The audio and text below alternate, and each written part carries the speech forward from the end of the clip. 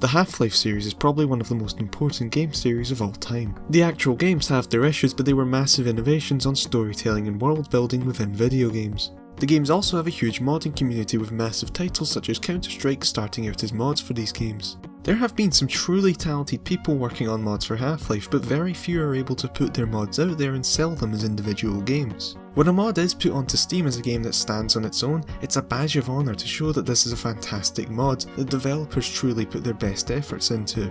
Oh wait, never mind then. LMFAO, who did this? This game is it's getting a bit of attention, and for some reason I bought and finished it, and now here I am. £16 I spent on this. Why? I don't even know. Spending that money led to confusion and many tears, so where do I start? I guess I'll start with the story. You play as Sergeant Mitchell, one of the soldiers in Half-Life 1, who got beaten and almost killed by a man who you assume to be Gordon Freeman. G-Man says he'll bring you back from the dead if you kill Freeman, and then you wake up in a hospital surrounded by zombies. I'm just realising that sounds really stupid. After running through the hospital, you meet a soldier called Nick who tells you that there's been an alien invasion. You also meet Adam, who says he wants to go with you, and then he does. Exciting. After this, nothing much happens for a while. You meet a group of soldiers, but apparently they die.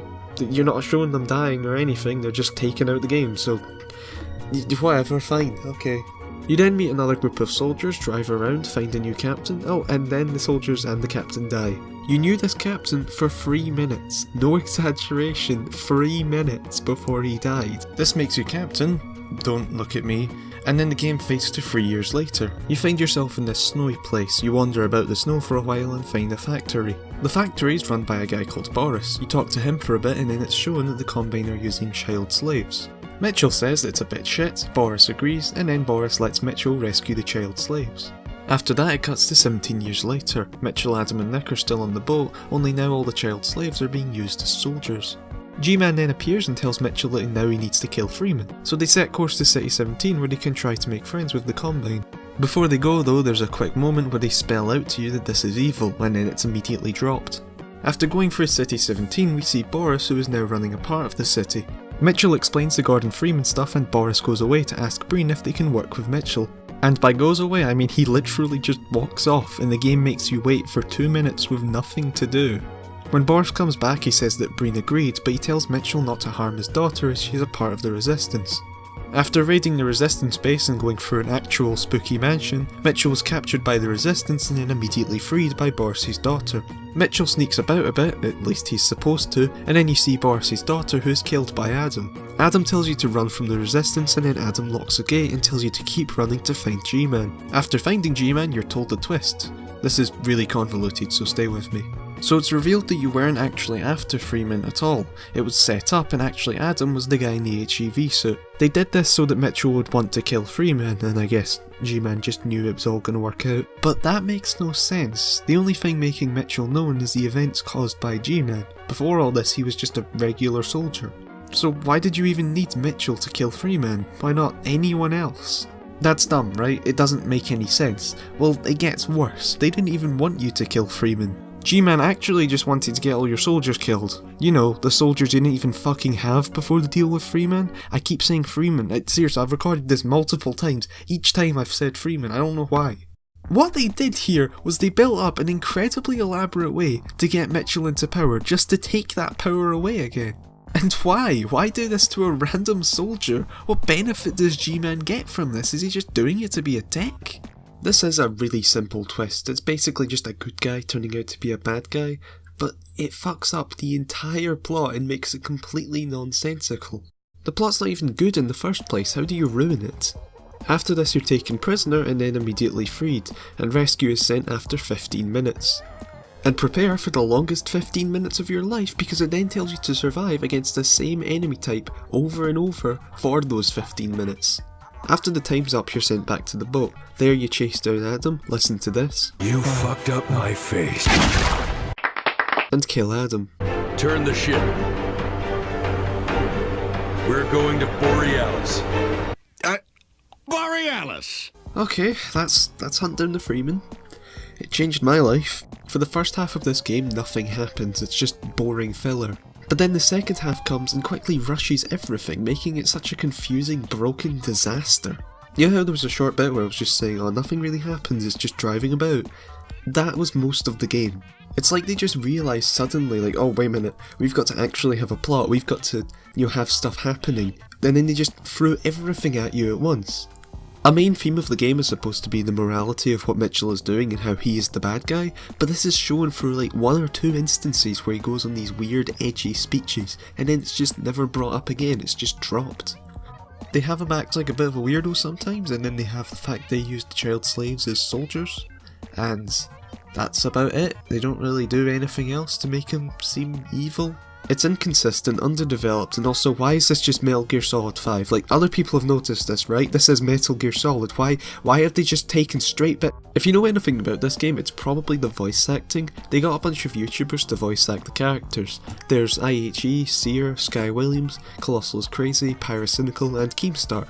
And they're all really bad. Conveniently, IHE uploaded his video about the game the night I was writing this, and he says he didn't even know the plot when his lines were recorded. Most people have probably already seen the video, but I'll just link it somewhere anyway, but from the sounds of things, the direction was all over the place with all these random changes and confusing commands, so no wonder the acting was so bad.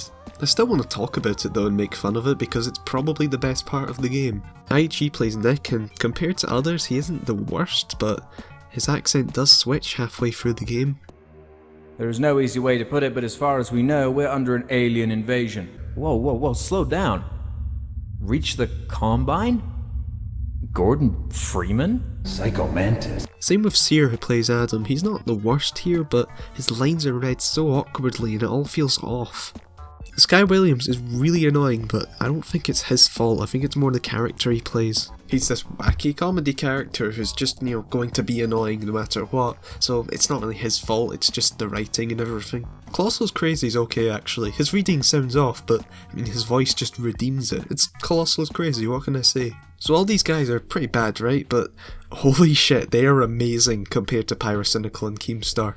Keemstar plays the President of the United States. He's only in the game at one point where he basically says that they're out of ideas for fighting the aliens. It's supposed to be a sad and slightly scary scene as the president admits that his country has been defeated.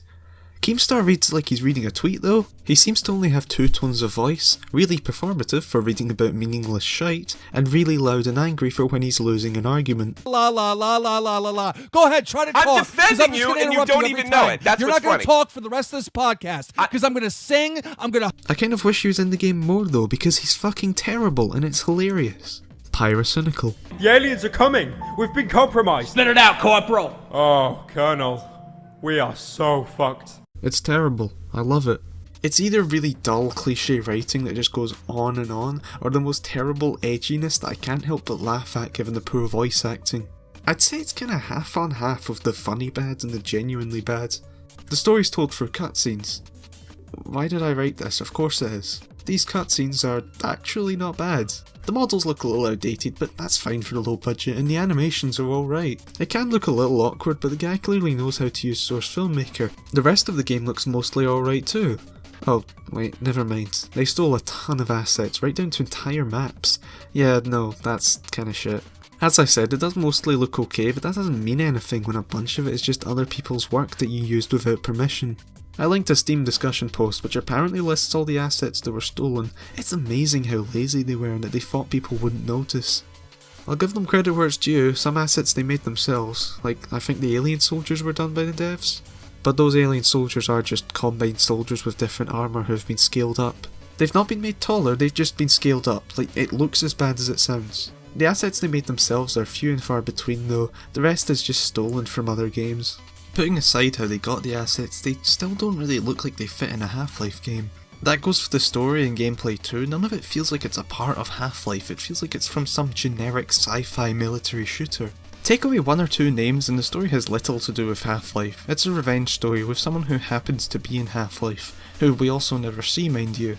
There are designs that look like they're from Half-Life, but that's because they are. Most of the designs taken from places other than Half-Life 2 look nothing like anything from Half-Life. The graphics are completely stolen, and because of this the game does look okay, but it doesn't capture the theme it's going for. And also the graphics are completely stolen, so... Also well done, you not only pushed the Source engine to its limits, you pushed it to its fucking knees! What about the gameplay though? Well, have you ever gone into Gary's mod and placed enemies and cars about so it's like an actual level in the game? It's that, but it's being sold for £20 on Steam. For a lot of the game you're fighting these large alien soldiers I mentioned earlier, and these guys are just Combine soldiers. They act the same way, their animations are the same, the models are based off them, all that, but the one difference gameplay wise is that they take way more damage. You have to spray often an entire magazine into them before they die, and it feels so unsatisfying. It's also made unsatisfying with the effect used when they take damage. Rather than just having them bleed like the Combine, they have a little spark that's the same as when you're shooting metal. This makes some sense, but it gives off the feeling that I'm doing no damage. And the damage they take is not considered when thinking of how many to spawn. These guys are just thrown about. There's a part near the start where you have to kill 120 of them before you can progress. Why 120? I don't know, but it's required. In fact, a lot of the game has random spawn counts. There are so many sections where they thoughtlessly fill entire rooms with zombies, to the point where you may as well just run past them rather than fight them all. Oh, and this bit where you have to shoot down hunter choppers. You'd think you'd shoot down 30 of these or something, then a cutscene would play, right? Nope. Instead, these infinitely spawn, and after you've shot down a certain number of them, you can go down a ladder which will then trigger a cutscene. And I have no idea how many you're supposed to shoot down, so what you have to do is shoot these and climb down the ladder every so often to see if you've shot enough. How are you supposed to know that? Nothing tells you this, and I probably would have stood there for ages if not for a walkthrough I was using. Yes, I was using a walkthrough, you'd do the same. Despite being a linear first-person shooter, you'll often find yourself stuck because there's no indication of where to go. The game just drops you in these huge open areas and places the level transition at a random place. This train station, wait 1 minute and then a door on the furthest left train will open. Nothing tells you this. These docks, run past the cargo onto this road, then run down the road until I think the third opening on the right, run along this path, jump along these boats, watch not to drown on the ground level concrete, and run along to this boat. What tells you this? Nothing. No subtle parts of the level to push you down this path, no enemies, not even a huge fucking arrow. There is nothing to tell you to go this way. Did I complain about them stealing parts of levels? No, please keep doing it. Don't just steal Ravenholm's graveyard, steal all of Ravenholm. I didn't realise the level designers were fucking brain dead. These levels don't even work for combat. There are a couple spots where it's all close range and is actually almost fun, but most of the time you're placed in large open areas with no cover, so you just pathetically try to hit enemies who are 15 meters away using an SMG. Everything here fails, but even if that wasn't the case, you'd still have to deal with all the bugs this has. I had so many crashes when playing this. Every time the game loaded me in on a vehicle, it would crash, so I had to know when loading screens were to get off the vehicle to pass. I've heard people crashing at other points I didn't crash at. The walkthrough I used mentioned he couldn't interact with these sniper towers because if he did, his game would crash. He had to mention this on his fucking walkthrough. That's the joy of PC gaming. Everyone has completely different bugs and issues. It's a different experience for everyone. Oh, and what about the times when there's parkour? Yeah, the developer put in this sick parkour system that makes fast, fun platforming sections straight out of Prince of Persia. Too bad he didn't fucking implement it properly, so you have to just no-clip through the levels because certain jumps just don't work. Before you do the parkour though, make sure to holster your weapons because otherwise nothing will happen. How do you holster your weapon? It's up to you because they forgot to bind a key for this. You have to set it yourself. Let me just go over that quickly. To beat this game you have to use no-clip and you have to set your own binds. I'm not saying you should, I'm saying you have to. Climb, shoot and crawl around your enemies. HDTF did more than leading when you run, its pride and joys, the parkour system. But I forgot to mention that, every time you sprint, your head jerks forwards. I never really get motion sickness, but that honestly made me feel ill. There are so many more problems with this game, but if I listed absolutely every little detail, I'd be here for ages, so well done Hunt Down the Freeman, you've beaten me. How did this even get on Steam? Oh yeah, the guy got bots to vote for it on Steam Greenlight, that's how it got on Steam. Don't buy this, even as a joke. There are a couple funny bits in the cutscenes, but they are few and far between. You have to go through so much to get to them, and the game's £20. You really want to spend that on a couple laughs you can find on YouTube? Everything else fails, it's a complete mess, and it's kind of mad to think that this has the official Half-Life name attached to it. Quick reminder that in terms of other non-Valve Half-Life games, Arcane Studios' Return to Ravenholm was cancelled, but this gets a full release. I know this game was terribly mismanaged and I'm sure the lead developer cares about it. I mean, he has pinned a post saying to ignore the haters on the discussion forums. So I do feel a little bad for being so harsh on the game, and maybe calling the level designers brain dead was a little rude, but understand this is being sold for money and is nearly unplayable, at least as of now. I say as of now because they're saying they'll update the game to make it better, and if they do, that's great, I'll try and cover it, but right now, don't buy this. Also, I'm really sorry if this isn't relevant by the time it's uploaded, just please don't make fun of me for it, I'm begging you, please.